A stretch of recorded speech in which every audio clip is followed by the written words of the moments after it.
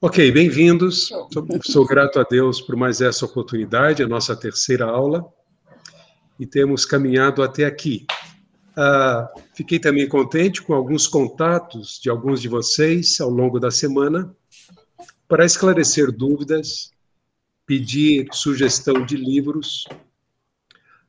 Então, essa interação tem sido muito boa também durante a semana. Então, sinta-se à vontade, especialmente se vocês têm alguma dúvida, ou mesmo vocês estão motivados para aconselhar pessoas que querem começar logo, mas não sabem por onde começar. É assim mesmo, gente. E alegria também por, durante a semana, eu ter recebido pelo menos 2 pessoas realmente manifestando o desejo de fazer parte do Ministério de Aconselhamento Bíblico. Muito trabalho pela frente, né? Essa pandemia tem trazido muitas dificuldades e que Deus nos dê sabedoria para implementarmos estratégias a fim de atrair as pessoas que estão sofrendo distúrbios por conta dessa pandemia. Nós queremos atendê-las, queremos recebê-las, estamos pensando em um atendimento online, quem sabe com uma equipe de conselheiros e conselheiras que possam atender durante meia hora as pessoas que entrarem em contato conosco. Vão orando sobre isso. Logo, logo a gente espera divulgar algum projeto nesse sentido. Vamos orar? Pai, dá-nos aqui nesta sala e neste momento um tempo precioso que sirva de encorajamento, de apreciação pelo Senhor, pelas tuas verdades, e que o Senhor continue provocando em nós a gratidão pelo socorro que vem de ti, por termos o Senhor como nosso grande e suficiente conselheiro, e também, ó Deus, provocando em nós essa disposição e interesse para aconselharmos pessoas nas suas mais variadas necessidades. Entregamos a ti nas tuas mãos esse tempo, a vida de cada um, em nome de Jesus. Amém. Muito bem. Eu vou diminuir essa tela para que eu possa, então, apresentar a nossa apresentação. Ok? Zilton, você vai só me dizer se está chegando aí, tá?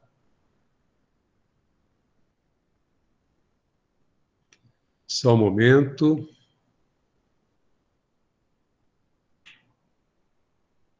Ainda não, né? Não. Vamos tentar de novo.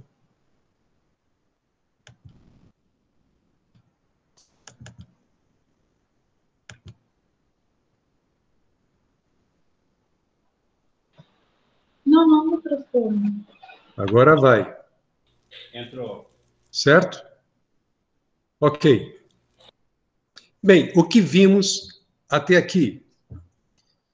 A visão do aconselhamento bíblico, a compreensão de que aconselhamento bíblico é privilégio e responsabilidade de todo cristão.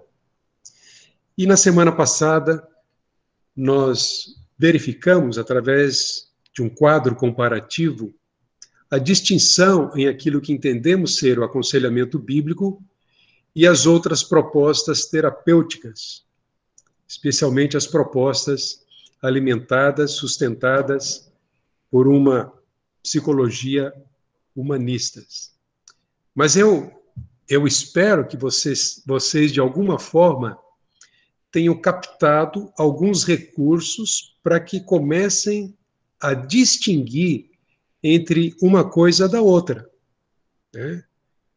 E quando a questão for, posso encaminhar ou posso consultar, posso recorrer a, vocês saibam diferenciar uma coisa da outra, ainda que devam ou possam buscar ajuda profissional. Muito bem.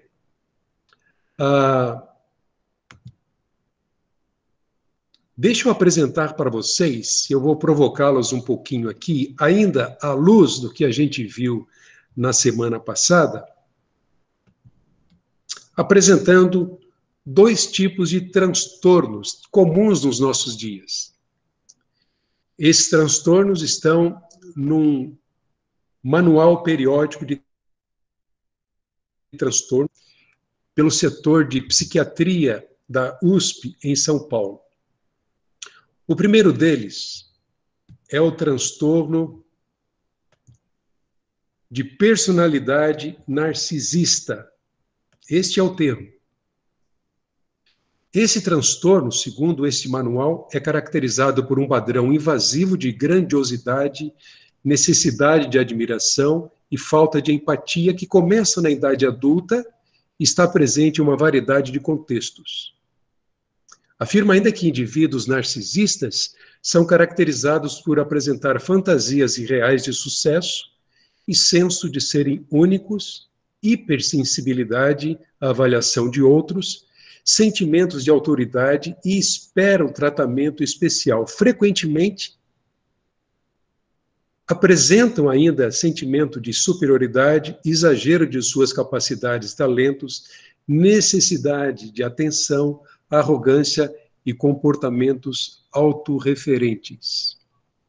Tem uma exagerada centralização em si mesmos, geralmente acompanhada de adaptação superficialmente eficaz, adaptam-se às exigências morais do ambiente como preço a pagar, tem sérias distorções em suas relações internas com outras pessoas. Tendo posto essa definição, o manual revela que os principais sintomas desse transtorno narcisista é a necessidade excessiva de admiração, desrespeito pelos sentimentos dos outros, incapacidade de lidar com críticas, senso de direito exagerado, grandiosidade, isolamento social e ainda traços de insensibilidade e afetividade bastante restrita. Qual o tratamento proposto, segundo o manual? Psicoterapia. Não existe um tratamento farmacológico específico para o transtorno da personalidade narcisista e apenas são empregados medicamentos para tratamento dos transtornos. Como ajudar alguém com esse transtorno?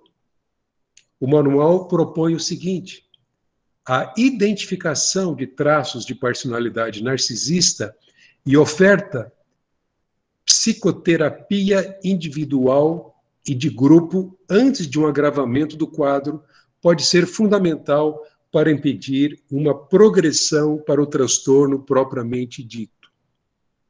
Bem, eu apenas vou apresentar isso, não vou comentar aqui, mas eu imagino que vocês já adquiriram alguma sabedoria, alguma orientação e conhecimento para poderem interpretar esses dados, essas informações e darem uma opinião, especialmente comparando esse diagnóstico, essa proposta de tratamento com aquilo que a gente tem visto até aqui sobre o aconselhamento bíblico. Muito bem, deixa eu apresentar mais um, mais presente na nossa sociedade e cultura ainda. Muito bem. Transtorno de oposição desafiante, o famoso TOD. Não é o TOD tipo Nescau, não, é outra coisa. O que é o TOD? É definido como um padrão persistente de comportamento desobediente, hostil e desafiador exercido por crianças e adolescentes contra figuras de autoridade como pais e professores. Vocês que são professores já viram isso? Obviamente, qualquer criança ou adolescente, até os mais bem comportados, podem ocasionalmente serem hostis ou recusarem-se a cooperar. Entretanto, naqueles diagnosticados com TOD, os comportamentos de raiva, oposição e agressão são constantes. Crianças com esse transtorno tendem frequente ativamente, a desafiar os pedidos ou normas dos adultos e deliberadamente aborrecer outras pessoas. Bem, principais sintomas, geralmente começam antes de uma criança completar 8 anos, inclui humor irritável, comportamento argumentativo e desafiador, hostilidade, agressividade, índole vingativa, que duram mais de 6 meses e causam problemas significativos em casa ou na escola. Qual o tratamento proposto para o TOD? O tratamento dessa condição é multidisciplinar e depende de 3 eixos: psicoterapia e suporte escolar. Notem que não entra a família aqui, e muito menos a vara. A medicação auxilia em boa parte dos pacientes e melhora a autorregulação de humor frente às frustrações. A psicoterapia deve centrar em mudanças comportamentais, também da família, com medidas de manejo educacional. Em relação ao suporte escolar, deve-se oferecer apoio, reforço e abertura para um bom diálogo, pois esta abertura melhora o engajamento do aluno opositor às regras escolares e a se distanciar de maus elementos. Bem, vocês devem acompanhar estatísticas e notícias apontando para o seguinte: nunca foi tão alto o número de crianças e adolescentes tomando antidepressivos. É aquilo que chamo de sossega menino, né? Está irrequieto, está desobediente, está mal criado, então o remédio tem sido um recurso cada vez mais recorrente para lidar com esse tipo de comportamento. Qual é a proposta de ajuda do manual? Procurar tratamento para crianças e adolescentes com suspeita de TOD é muito importante, porque quando não tratado, o TOD pode desenvolver para outros transtornos de comportamento mais graves, como transtorno de conduta ou de personalidade antissocial. Além disso, adolescentes com TOD têm risco aumentado para transtornos de ansiedade, uso de drogas e também delinquência. Por isso, a melhor forma de prevenção é buscar tratamento o mais rápido possível. O que esses dois transtornos têm em comum? E vejam, este manual traz dados sobre centenas de transtornos. Mas o que eles têm em comum é que nenhum deles propõe um tratamento através de terapia, ou ainda que seja grupal, que foque além da mudança de comportamento. O que vai se tratar é o comportamento. Percebam que, de certa forma, o tratamento proposto para o TOD da criança é exatamente o contrário daquilo que nós vimos no aconselhamento bíblico, mas é exatamente a mesma linha proposta por Skinner, quando ele diz: não reprima, concorde, não deixe a pessoa ficar mal com aquilo que ela vai ouvir, não confronte. Por quê? Porque não há culpa, a criança não vai ser responsabilizada, né? E muito menos se propõe qualquer tipo de disciplina. Lembram que eu disse que na França não se aceita o rótulo TDAH, transtorno de déficit de atenção e hiperatividade, porque eles entendem que esse problema, esse transtorno deve ser tratado hoje como os avós tratavam, né? Com vara, dentro de casa, né? Esta é a sociedade onde nós vivemos. E cada vez mais a igreja cristã no mundo, neste país, ela tem dado abertura para que aquilo que sempre foi tratado no contexto da própria igreja E nós vemos isso nos dias dos apóstolos. Não seja mais tratado pela igreja, mas sim fora da igreja, especialmente quando rotulado como doença, aquilo que não é doença, né? Ou ainda que seja algo a ser tratado por um especialista, na verdade, o que não pode se negar é a necessidade de tratamento do próprio coração, conforme nós vamos ver hoje. Então, o problema das terapias humanistas é que elas consideram apenas o exterior. E não há dúvida de que o conselheiro cristão, conhecedor das Escrituras, ele leva muitas vantagens, tanto na interpretação dos problemas emocionais da alma, quanto também na apresentação de soluções para que haja, de fato, uma solução profunda e permanente. Olhem para esse texto. Jesus disse, porque de dentro do coração dos homens é que procedem os maus desígnios. Prostituição, furtos, homicídios, adultérios, avareza, as malícias, o dolo, lascívia, inveja, blasfêmia, soberba, a loucura. Ora, todos esses males vêm de dentro e contaminam o homem. Nós lembramos exatamente em que contexto esse texto está situado? O que o precede? Vejam, Cristo está indicando aqui que o pecado vem do coração humano.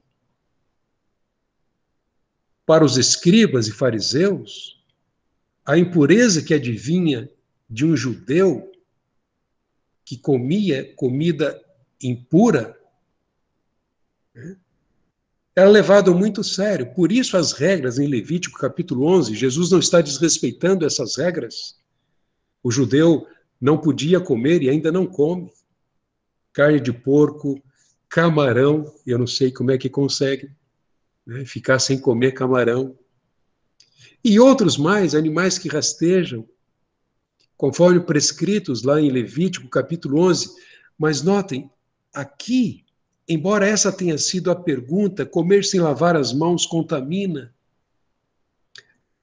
A impureza aqui, que adivinha de um judeu que comia comida impura, era causada não pela comida em si, mas pelo coração rebelde que agia em desobediência a Deus. E Jesus, de fato, tocou na ferida, né, no problema, ao mostrar que a questão não envolve simplesmente um comportamento como comer sem lavar as mãos, ou comer isto ou aquilo, mas sim a origem dele. E muitos dos seus ensinamentos, e é interessante nós percebermos isso, muitos desses ensinamentos do Senhor Jesus Cristo visavam mudar o foco do comportamento para a raiz do problema, ou seja, o coração. Por exemplo, quando ele fala no Sermão do Monte, não adulterarás, está escrito. Eu, porém, vos digo, qualquer que olhar com intenção impura para uma mulher no coração cometeu adultério.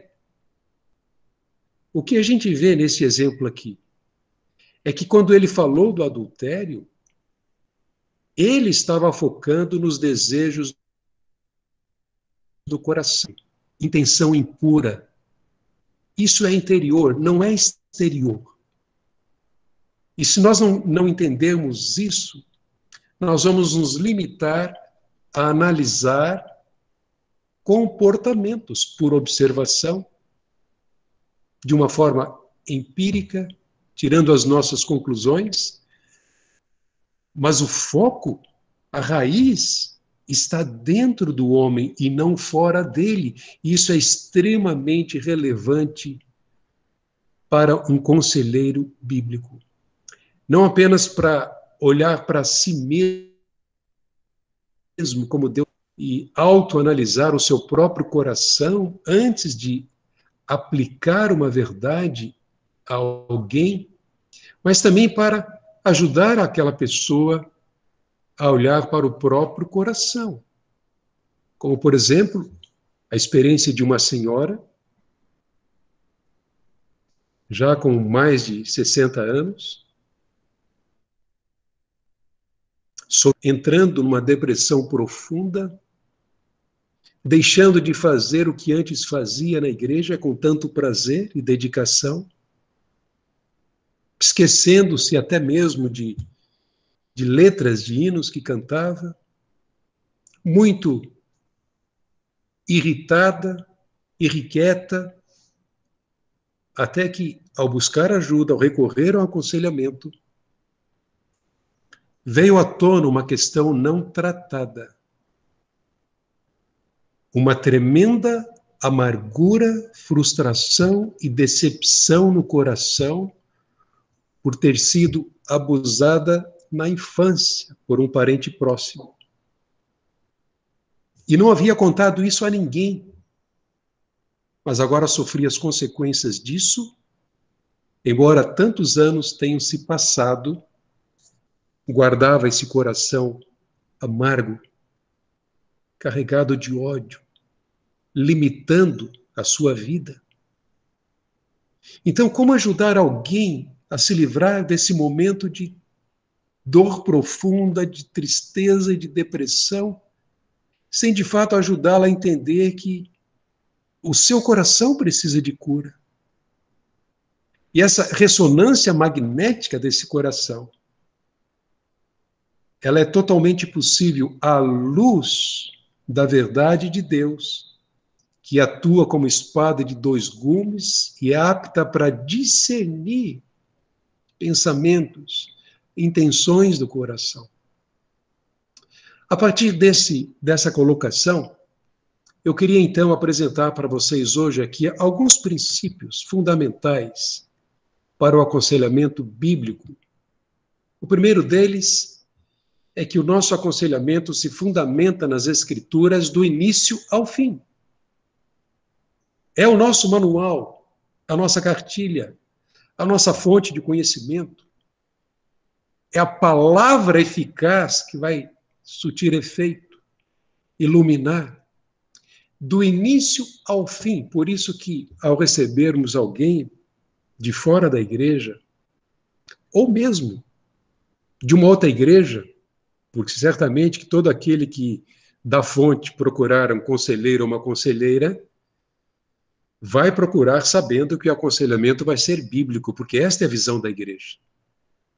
Mas suponhamos que alguém de fora venha nos pedir ajuda. É importante nós dizermos logo de cara que o aconselhamento vai ser bíblico. É uma afirmação muito importante, porque muitas pessoas elas já trazem seus diagnósticos, apenas pedindo que o conselheiro assine e concorde com aquilo que elas pensam. Mas imagina num caso de problemas de homoafetividade. Se nós não formos cuidadosos e, inclusive, declararmos abertamente a essa pessoa que nós estamos dispostos a oferecer ajuda amorosa, responsável, num ambiente confidente. Ninguém vai ficar sabendo, mas ela precisará saber que o nosso aconselhamento será bíblico do início ao fim. E ela precisa concordar com isso, e, se possível, até assinar um termo. Eu concordo em receber ajuda, ao buscar espontaneamente essa ajuda, eu concordo que o meu aconselhamento seja bíblico. De certa forma, isso pode até nos proteger, mas vejam, o aconselhamento bíblico se fundamenta nas Escrituras do início, meio e fim do processo de tratamento e mudança. Porque nós consideramos que as Escrituras são suficientes para a tarefa de aconselhar, e, além disso, elas são superiores a qualquer outra fonte que o mundo possa oferecer.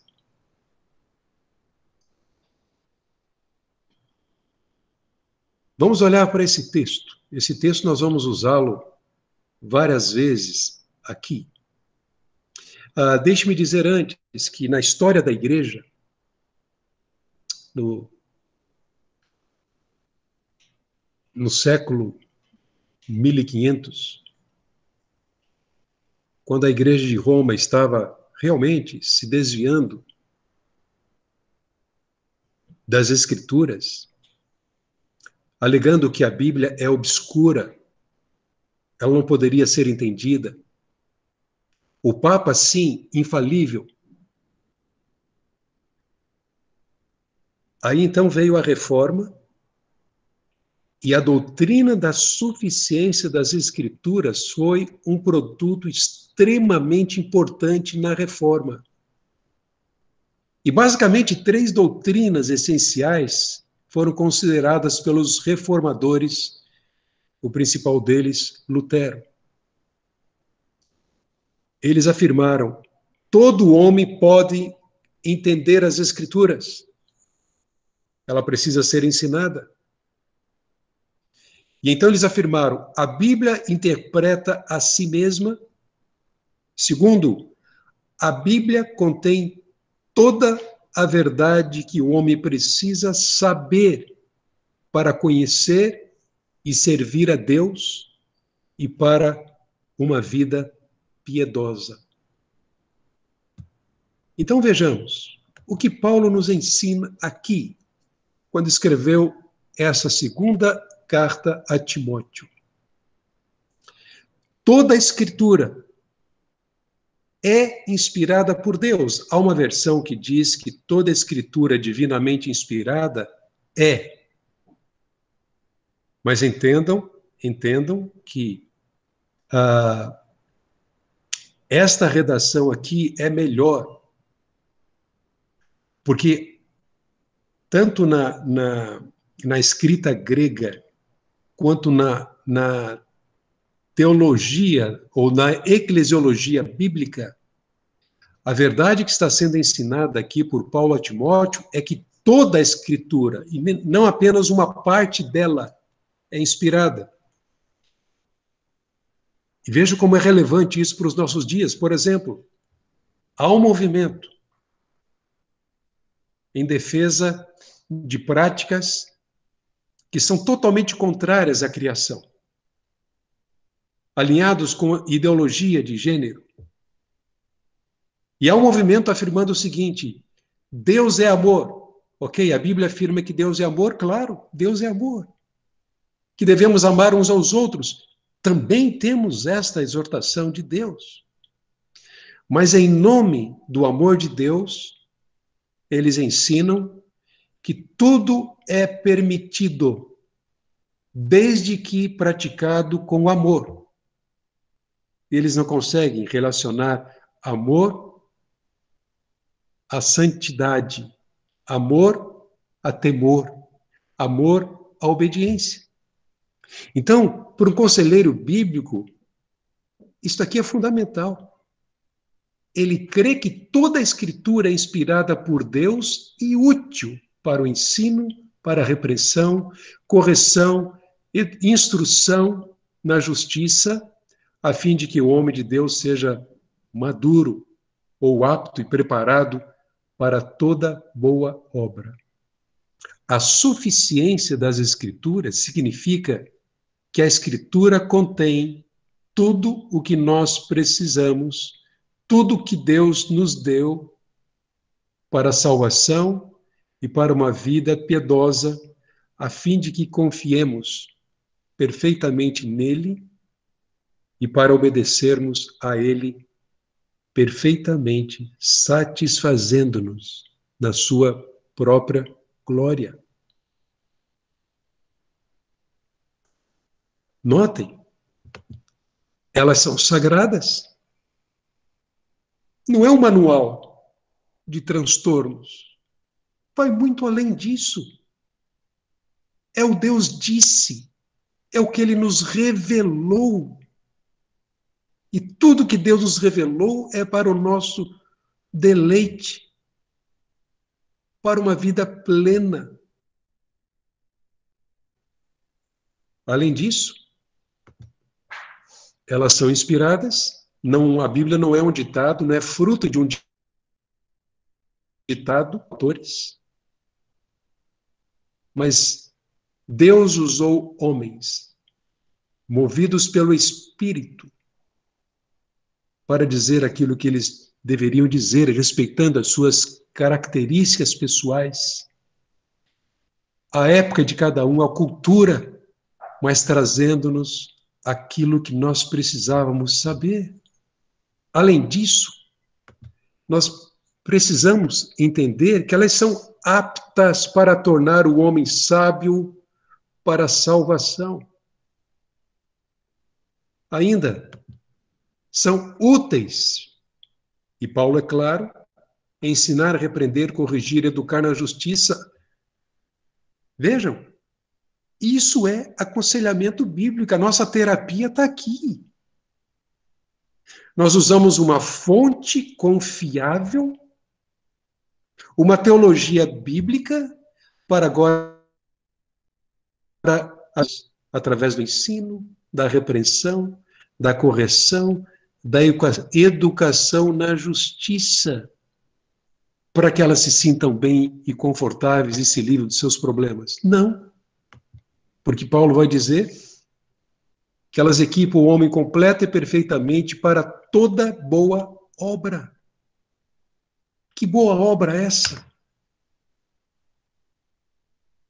É que o homem viva bem, sobretudo perante Deus, e também os seus semelhantes, consigo mesmo e com o mundo à sua volta.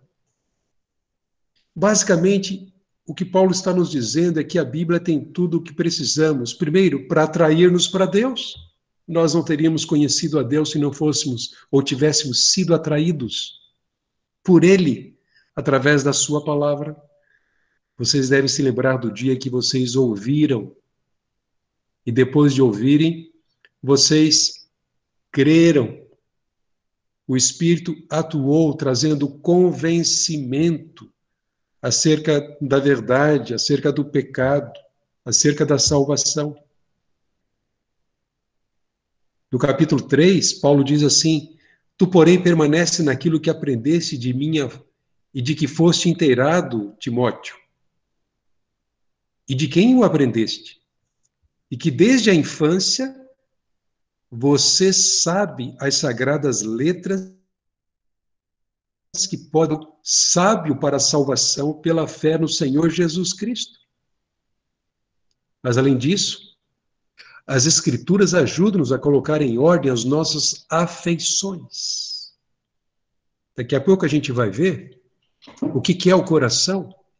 Afeições é um dos termos usados na Bíblia para coração.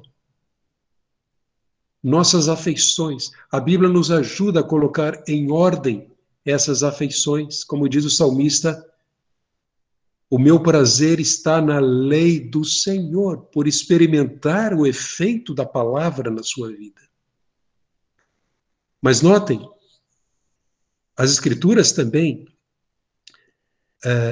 nos ajudam a explicar quem é que nós somos em Cristo.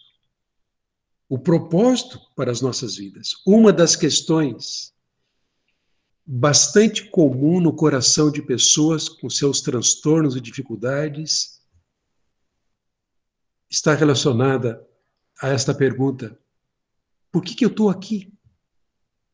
Para que eu existo? A vida é isto? As Escrituras nos auxiliam a identificar, a explicar a nossa identidade. Né? Por exemplo, nós, como filhos de Deus, novas criaturas, somos felizes, a nossa carteira de identidade está prescrita, ou descrita ali no Sermão do Monte, nas Bem-aventuranças. Sabemos também da nossa missão, o propósito de Deus para nós aqui, ser sal, ser luz. Nós temos um chamado para andarmos de modo digno. Que modo digno é esse? Nós obtemos essa sabedoria através das Escrituras. As Escrituras também revelam as motivações do nosso coração. Provérbios diz: sobre tudo o que se deve guardar, guarda o teu coração, porque dele procedem as fontes da vida. Em Mateus, Jesus diz: o que sai da boca vem do coração, e é isso que contamina o homem. Tiago vai dizer, capítulo 1, versículo 14 e 15, que cada um é tentado pela sua própria cobiça. Então não é simplesmente o que vem até mim, mas é o que sai de mim.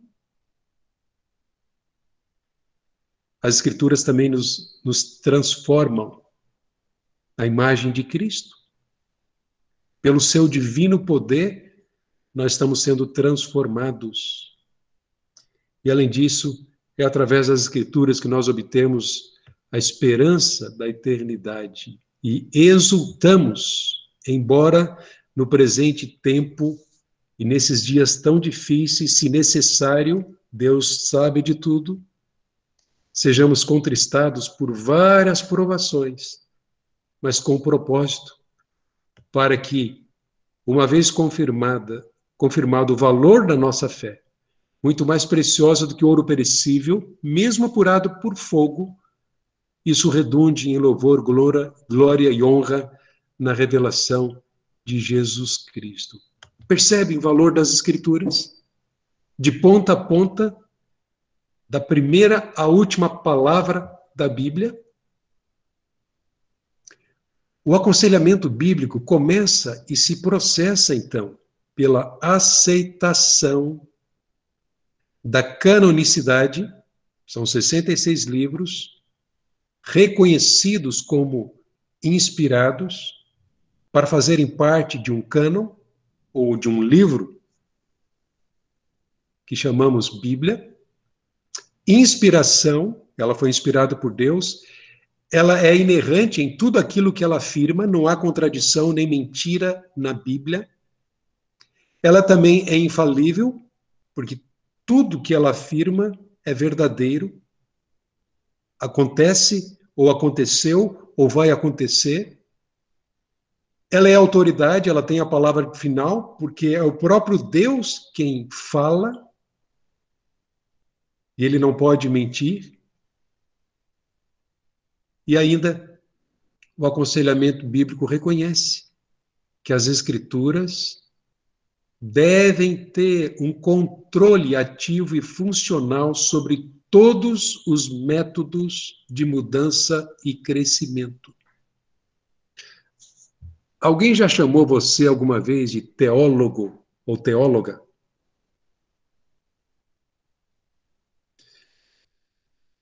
Mas sabia que todos nós somos teólogos, certo?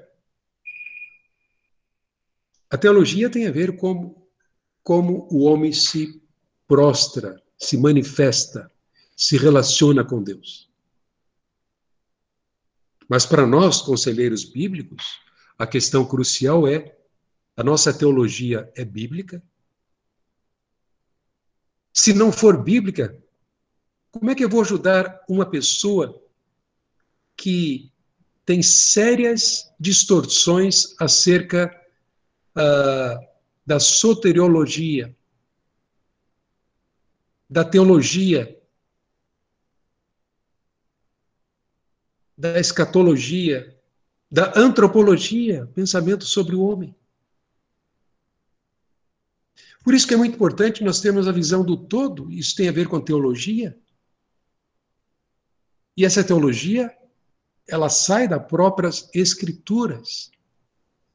Mas deixa eu ajudá-los um pouquinho a entender o que eu quero dizer aqui. Tá bom? Nesta afirmação: canonicidade, inspiração, inerrância, infalibilidade. Então, começa e se processa, autoridade e suficiência, reconhecendo que ela tem um papel fundamental, relevante, e um controle ativo e funcional sobre todos os métodos de mudança. Então, olhe para essa figura. Consegue enxergar? Está bem colorida. Lá embaixo, começa com vermelho. As Escrituras. Quantos livros? 66 livros. 39 e 27. É a nossa Bíblia. Escrituras Sagradas.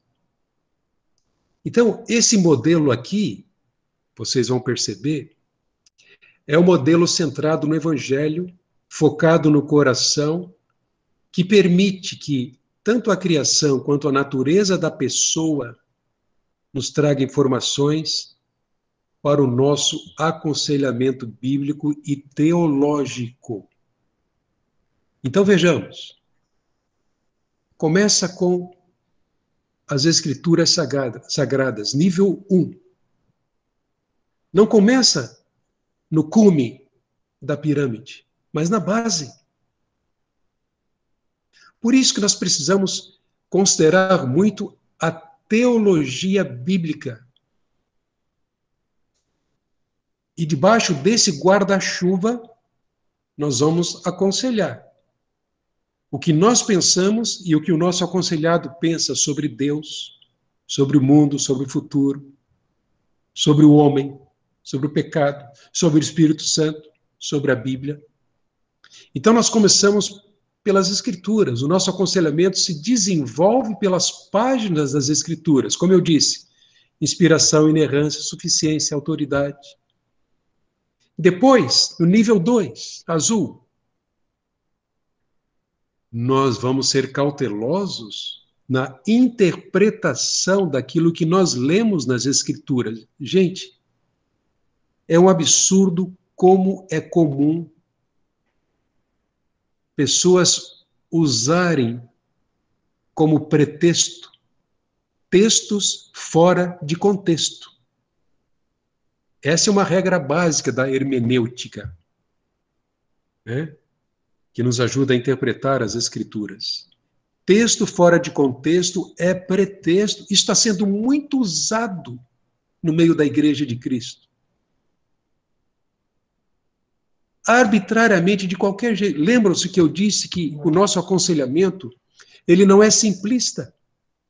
Ele não vai dizer para uma pessoa que está sofrendo e precisa de ajuda, leia um salmo e faça oração. E usamos o Salmo 23 para todos os males possíveis. Não. O nosso compromisso é com as Escrituras. Então, a hermenêutica, que é, podemos colocar aqui hermenêutica e exegese, né? Método histórico, gramatical, que recorre à tradução da Bíblia, vai estudar termos, vocabulários, o contexto anterior, posterior, vai olhar para a narrativa completa da Bíblia, né? Aquele texto dentro do todo, dentro do livro, dentro do capítulo, dentro de toda a Bíblia. Vejam, nós subimos um segundo degrau. A partir das Escrituras, vamos fazer uma interpretação responsável, séria, profunda, para não dizermos abobrinha, para não falarmos aquilo que Deus não disse, que compromisso tremendo nós temos. E então chegamos ao nível 3, o que chamamos aqui de teologia bíblica. Para a gente poder gerar uma teologia bíblica, nós temos que passar pelo nível 1 e pelo nível 2. Nesses dias, muitas profetadas têm surgido por aí, né? Que o coronavírus é do demônio, que o mundo vai acabar em breve, que isso já é um castigo, e não sei o que mais. Vejam, que teologia é essa? Se ela não está em sintonia com as Escrituras, se não tem um compromisso com a hermenêutica e a exegese bíblica, o que muitos fazem, inclusive na proposta de terapia chamada cristã, é trazer os temas de fora para dentro da Bíblia.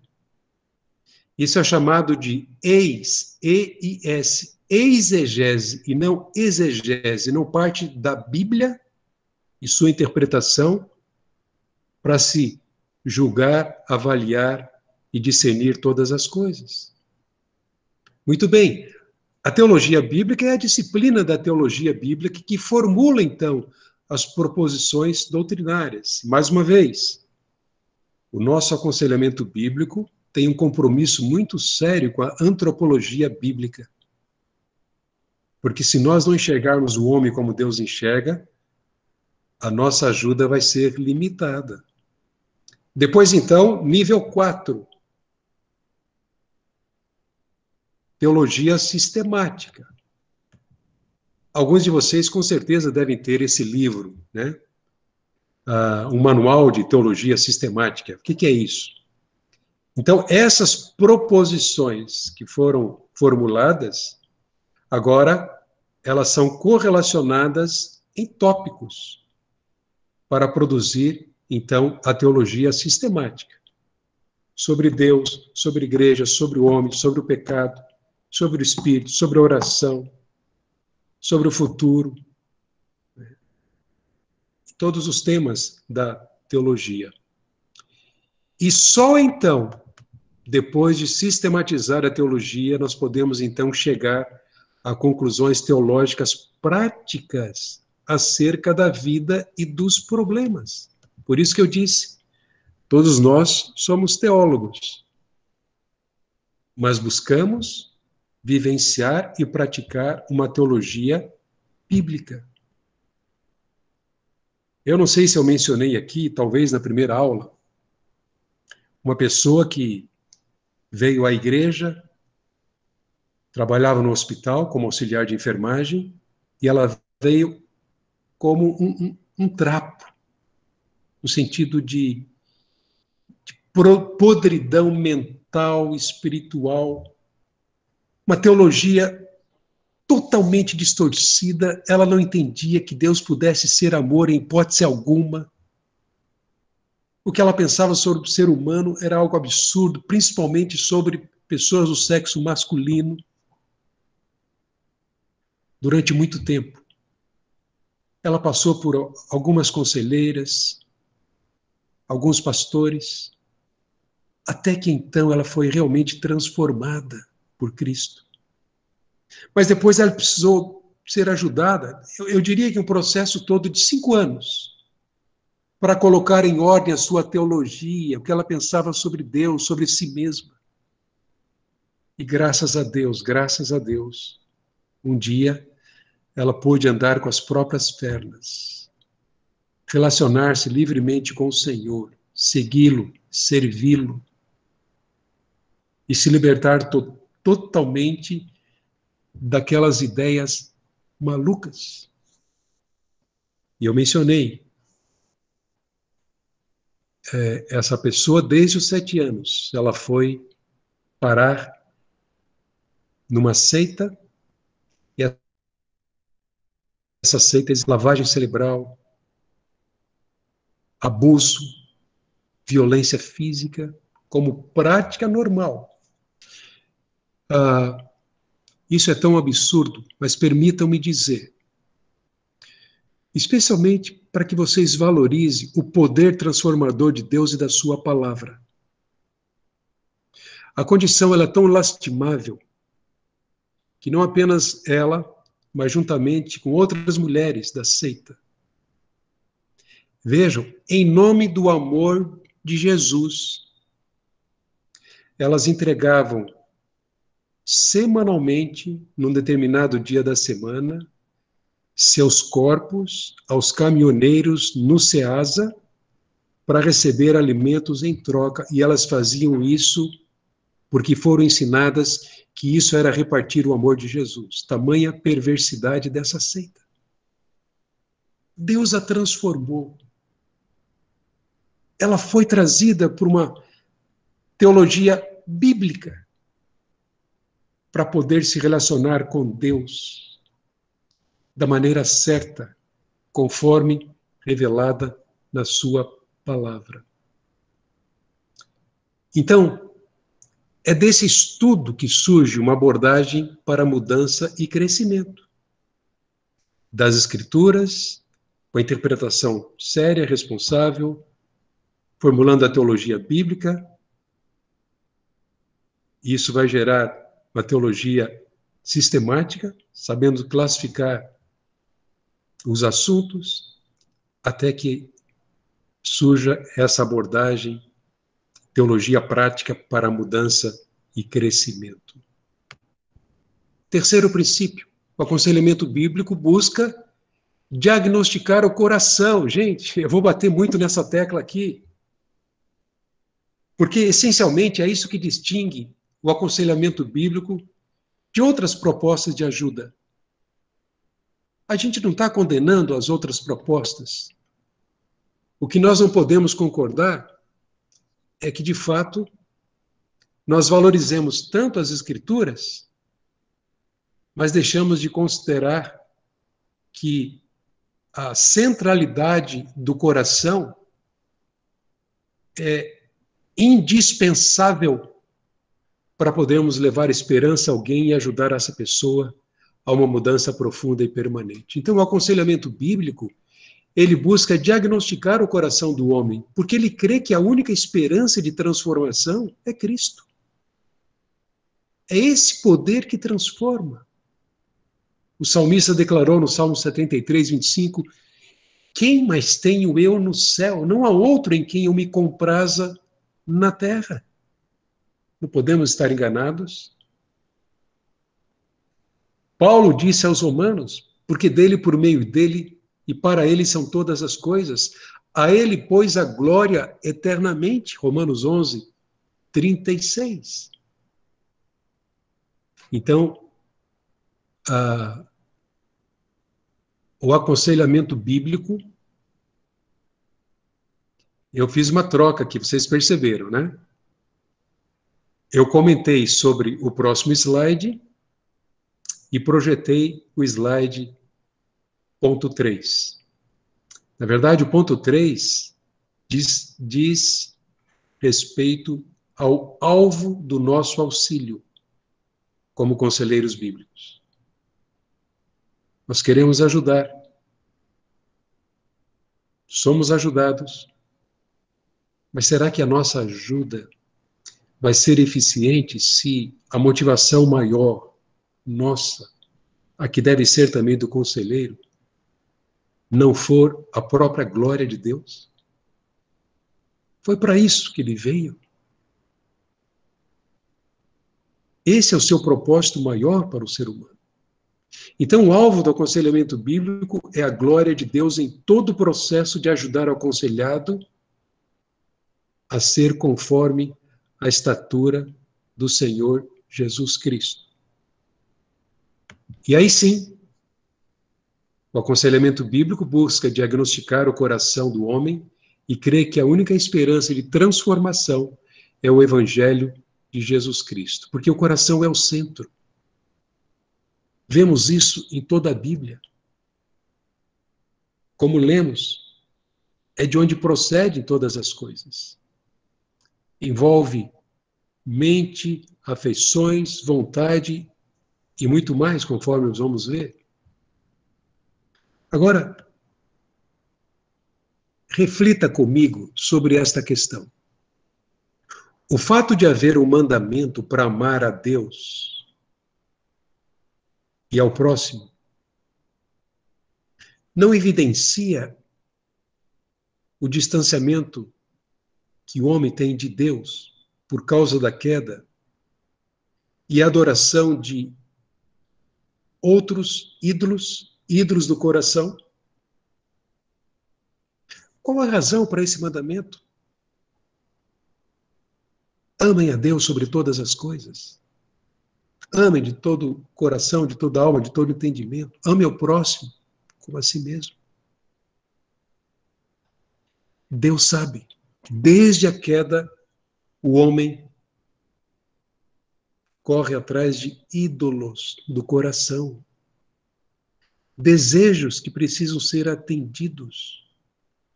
Mesmo os desejos legítimos agora, por causa dos efeitos da queda, levam o ser humano a pecar para obtê-los, para satisfazê-los. John Street, que esteve conosco há 3 anos, Ele diz que o uso adequado da hermenêutica do coração é a ressonância magnética cerebral do conselheiro bíblico. Nós vamos tratar disso, a Maria também vai nos ajudar nisso, quando tratar de procedimentos. Mas vejam, nós não podemos nos limitar aos sentimentos, às manifestações exteriores, embora, como conselheiros, nós precisamos captar isso. Nós vamos pensar para ouvir, vamos oferecer e fazer perguntas abertas e não fechadas, para que ela não nos diga simplesmente sim e não. Nós queremos saber os detalhes, então nós vamos pensando, trazendo perguntas, mas nós queremos ir muito mais a fundo, nós queremos enxergar o que está dentro do coração dessa pessoa. Ele faz essa afirmação no seu livro Purificando o Coração da Idolatria Sexual, muito interessante. Mas essa hermenêutica é a orientação bíblica para identificar e interpretar o que há dentro do aconselhado, à medida que isso interage com as várias situações e problemas da vida. Isso tem a ver com como a pessoa responde às situações da vida. Por que ela reclama tanto? Ou ainda, por que valoriza tanto a autoestima? Por que se sente tão melindrosa? Por que vive a reclamar? Ninguém me ama, ninguém me quer. Vejam, isso tem a ver com o desafio que Deus coloca diante de nós para ajudarmos alguém, para identificarmos e interpretarmos o que está dentro do coração da pessoa à medida que interage com as várias situações e problemas da vida. Além disso, essa hermenêutica do coração define os termos e limites que ajudam-nos a fazer avaliações e chegar, então, a conclusões sobre o aconselhado. O que ele pensa? Quais são as suas motivações? A quem ele adora, em quem ele crê? O que essa pessoa mais ama? Ou então, o que ela mais odeia na vida? Como é que ela se relaciona? Ou, na verdade, como é que ela racionaliza a sua cosmovisão? A visão mais ampla da vida, do mundo? Especialmente se é alguém que está olhando muito para si, para o seu próprio umbigo, não consegue ver além, ver o próximo, ver a vida. Mas então, eu não sou cardiologista, mas eu queria ajudá-los a entender de uma forma mais ampla o que é o coração. Esse termo aparece, vejam, cerca de 800 vezes na Bíblia. Por volta de 650 no Antigo Testamento e cerca de 150 no Novo Testamento. Mas o que é coração? No Velho Testamento, há pelo menos 3 vocábulos usados para coração. Cardia, o que nós conhecemos muito bem, né? Especialmente quando vamos ou temos que ir a um cardiologista.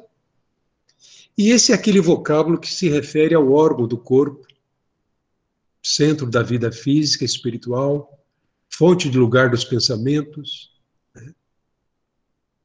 Mas também usado para crenças, propósitos, centro da vontade, de caráter, como, por exemplo, 2 Reis 5:26, porventura não foi contigo em espírito, uma referência aqui a Eliseu, a palavra espírito aqui é a mesma palavra cardia. 1 Reis 3:12, Deus dizendo a Salomão, Salomão, eu te dou coração sábio e inteligente. Ele usou a palavra cardia. Jó, na sua experiência, após passar por tanto sofrimento, que não se compara a nada que temos visto nessa vida, ele diz, Jó 12, 24, Deus tira a razão e entendimento dos príncipes dos povos.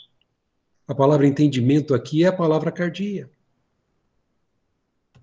2 Crônicas 24, 4, Joás resolveu restaurar a casa do Senhor.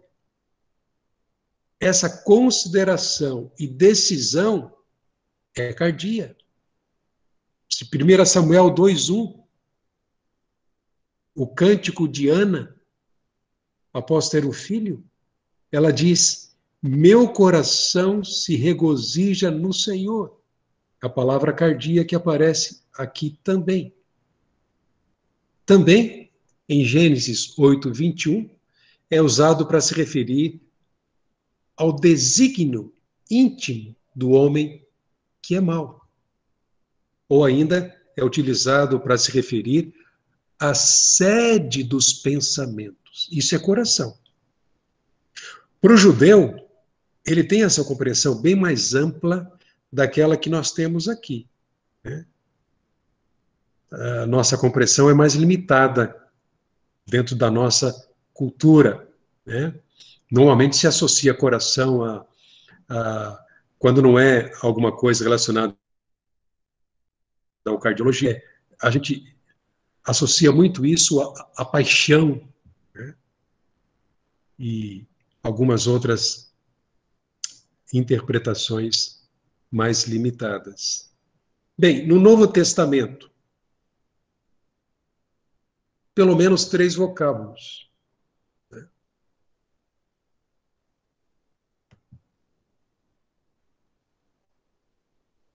aparecem aqui.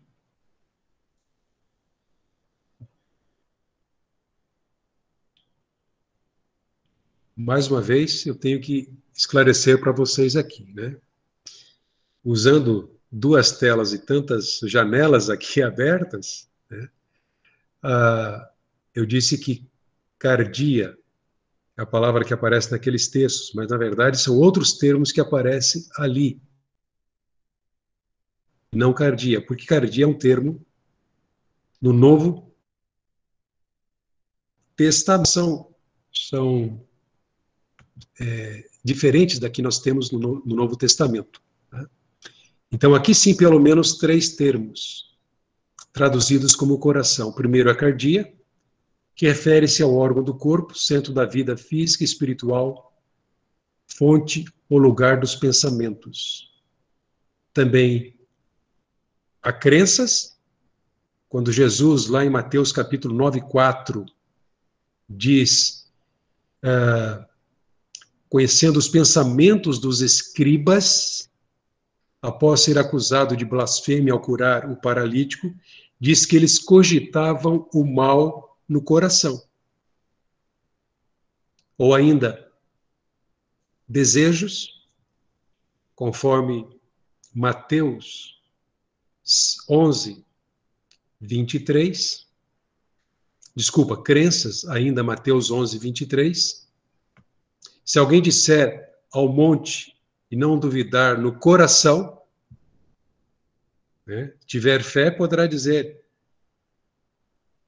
lança-te ao mar. Isso vai acontecer. Ele usou a palavra cardia aqui. Ou ainda, em Mateus 5, 28, desejos. E eu mencionei esse texto, né? Olhar com a intenção impura é adulterar no coração. Emoções, João 16, 22, Atos 2, 26. No discurso de Pedro, quando ele declara que seu coração se alegrou no Senhor. É o coração que se alegra. Propósitos, Atos 5, 4.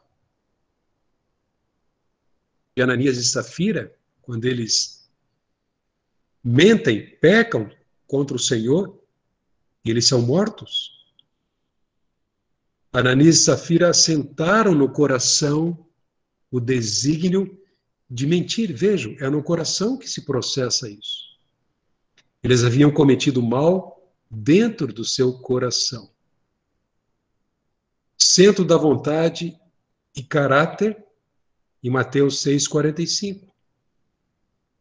O homem bom, do bom tesouro do coração, tira o bem, e o mal, do mau tesouro, tira o mal, porque a boca fala do que está cheio o coração.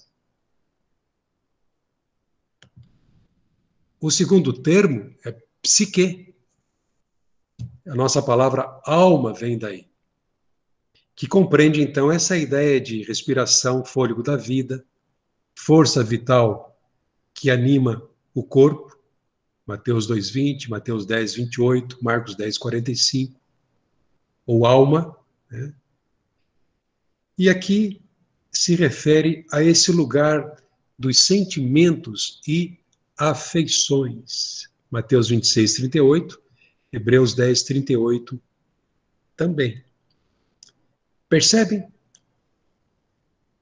como é vasta esse número de significados e como é abrangente tudo isto para que nós consideremos como relevante no nosso aconselhamento bíblico. O terceiro vocábulo é essa palavra aqui, que até mesmo transliterada, né, fica difícil de pronunciar. Splanknon, que traz o sentido de entranhas, intestinos, que também compreende a ideia de sede das paixões, já que se entendia que as vontades mais intensas do homem provinham de suas entranhas. A dor de estômago está lá dentro, é profundo, dói. Nós sabemos o que é isso. As entranhas eram consideradas como a sede das paixões mais extremas, tal como o ódio, o amor. Para os hebreus, a sede das afeições mais sensíveis, especialmente bondade, benevolência, compaixão. Daí o nosso coração cheio de misericórdia, de afetos, de bondade. Notem, nesse único verso, amarás o Senhor teu Deus de todo o teu coração, de toda a tua alma e de todo o teu entendimento. Nós temos aí essas três expressões, cardia, psique e a dianoia, que tem a ver com entendimento ou pensamentos. Por que é relevante nós compreendermos isso?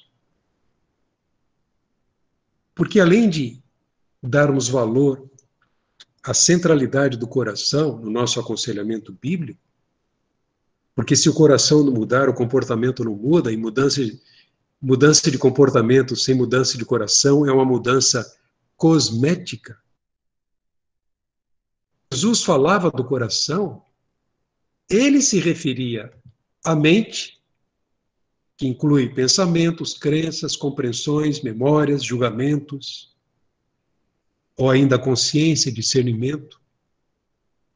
Mas também, quando ele falava de coração, ele falava das afeições, que tem a ver com os anseios, os desejos, os sentimentos, as imaginações, as emoções. Então, eu quero enxergar isso na minha própria vida e na vida do meu aconselhado. Quando eu vejo alguém abatido, ou amargurado, ou desanimado, ou vingativo, ou escravizado por algum hábito, eu preciso enxergar a sua mente, suas afeições e também a sua vontade, porque quando Jesus falava de coração, ele se referia também à vontade. Porque é no coração que acontecem as escolhas. É onde as ações são determinadas. Alguém que rouba, alguém que mata, alguém que abusa, alguém que mente, ele não está condicionado ao seu ambiente, como propõe a psicologia humanista. Ele escolheu fazer isto. No seu coração, ele escolheu fazer isto.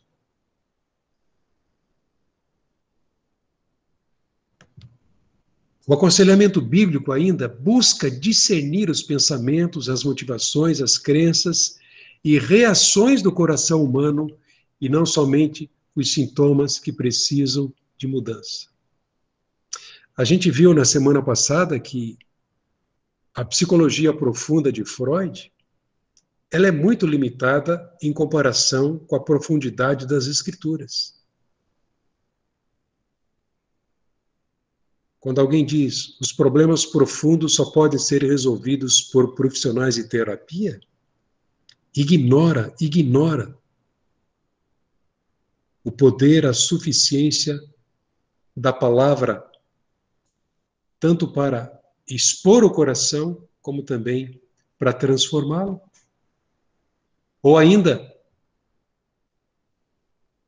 quando se pensa que as Escrituras, a oração e o Espírito Santo são fontes inadequadas e limitadas e simplistas para a resolução de certos problemas da alma, isso é um alinhamento com a psicologia centrada no homem, e não em Deus, e não na sua palavra.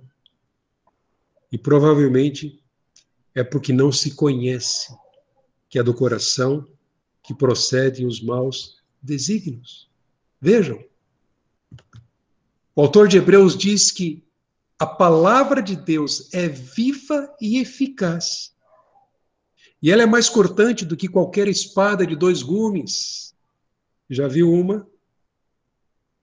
Penetra até o ponto de dividir alma e espírito, juntas e medulas, e é apta para discernir os pensamentos e propósitos do coração. Eu preciso saber disso como conselheiro. Somente a palavra pode revelar isso. Quando nós olhamos para Romanos capítulo 1, e ali nós temos a descrição do homem em sua depravação, por causa do seu distanciamento da verdade, a criatura indo atrás da própria criatura em lugar do Criador. Vejam o que nós temos nesse quadro. Deixa eu apresentar para vocês isso. Romanos 1, de 21 a 32. Vocês poderão ler com calma e refletir sobre esse texto durante a semana. Mas eu quero apresentar esse diagrama que, de certa forma, ele explica muito bem aquilo que se processa no interior do homem. Deus criou o homem para a sua própria glória, mas Paulo vai dizer que o homem trocou a glória de Deus por imagem de coisas que foram criadas.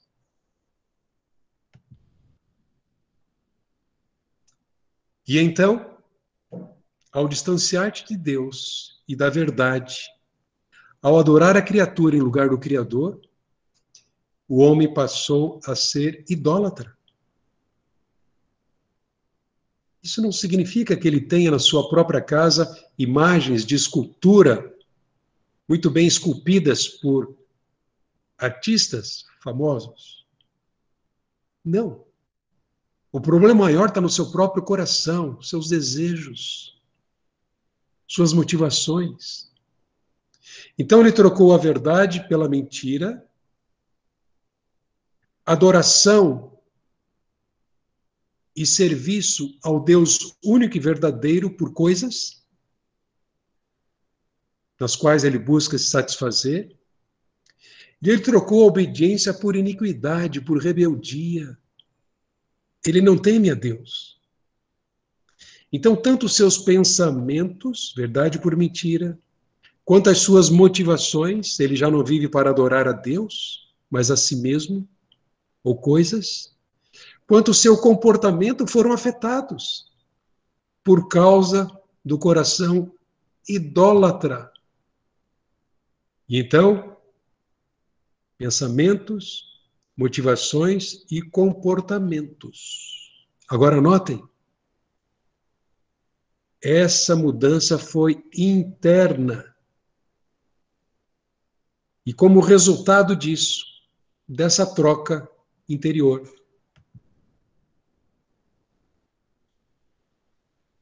o impacto em todos os seus relacionamentos foram tremendos. E Paulo ali alista a ganância, a inveja, o homicídio, o engano, a malícia, a mentira, a arrogância, a soberba, desobediência aos pais, contenda, maledicência e etc. Vocês podem conferir na lista. Isso explica a nossa sociedade. Isso explica o problema maior do homem. Que por conta desse problema, tantos outros problemas, agora classificados como transtornos, são fruto dessa troca, desse abandono, verdade por mentira, adoração a Deus por adoração ao homem e outras coisas, da obediência pela iniquidade. Então, é muito importante eu obter essa visão e discernimento. O aconselhamento bíblico crê que as mudanças são possíveis por causa da suficiência da palavra de Deus e do poder do Espírito Santo. Você é um conselheiro, uma conselheira, ou vai ser um conselheiro, permita a Deus, uma conselheira. Mas assim como você só pode ser transformado e foi transformado pelo Espírito, através da palavra, o seu aconselhado também precisará do poder da palavra e do Espírito, para que haja uma mudança profunda e permanente. E Paulo descreve isso na carta aos Efésios, Efésios capítulo 2, quando ele diz, no sentido de quanto ao trato passado, vos despojeis do velho homem. Em outro texto ele diz, tais fostes alguns de vós. Ele traz uma lista negra ali. O que era, mas foi mudado. E aqui ele está dizendo, vocês já se despojaram do velho homem que se corrompe segundo as concupiscências do engano. E vos renoveis do espírito do vosso entendimento. E vos revistais do novo homem, criado segundo Deus, em justiça e retidão, procedentes da verdade. Ele disse aos Coríntios, se alguém está em Cristo, é nova criatura. As coisas antigas já passaram. Há uma mudança possível. E essa mudança é possível porque a palavra de Deus é viva e eficaz e mais cortante que qualquer espada de dois gumes e penetra para dividir alma e espírito, juntas e medulas, e apta para discernir os pensamentos e propósitos do coração. Mais um pontinho. E vamos terminar.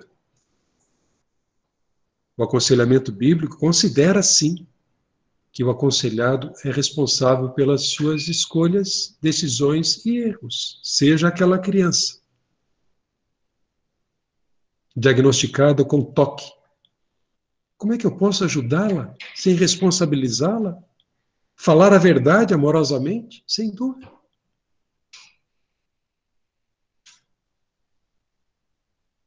Eu gostaria de passar uma tarefinha para vocês.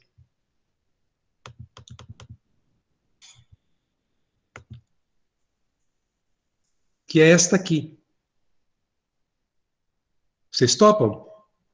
É simples. Durante a semana, vocês vão abrir nesses textos bíblicos e identificar aquilo que, desde o tempo dos apóstolos,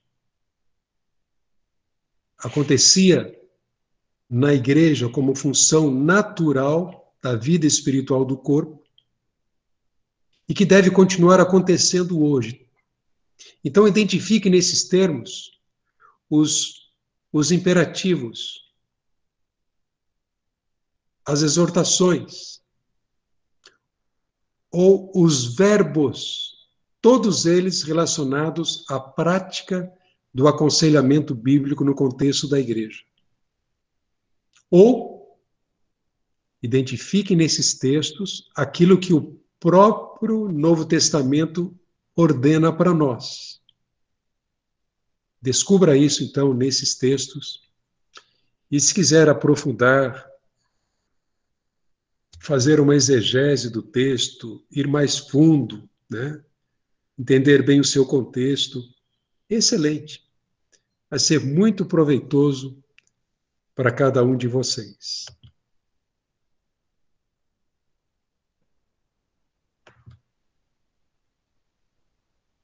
Amém? Alguém tem uma pergunta ou quer comentar? Muito bom tê-los aqui.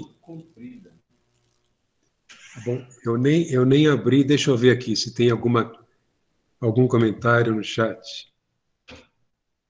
Boa noite, não esqueça de gravar. Ok. Apenas isso, nenhuma questão sendo colocada.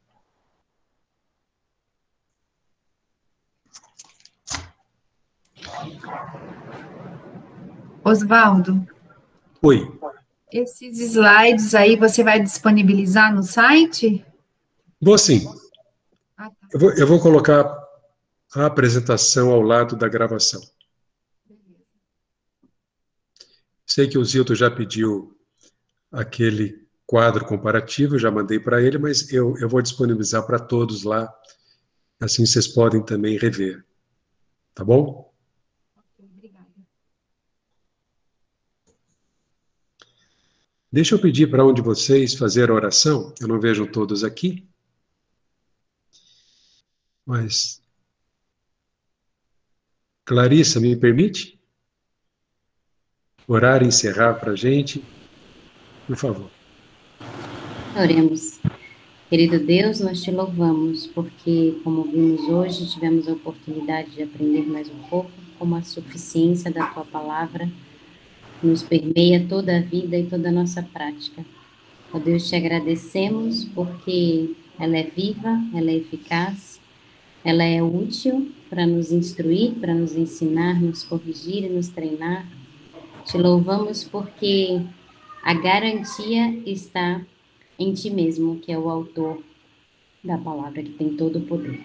Te louvamos também pela ação dela nas nossas vidas, através do teu Santo Espírito.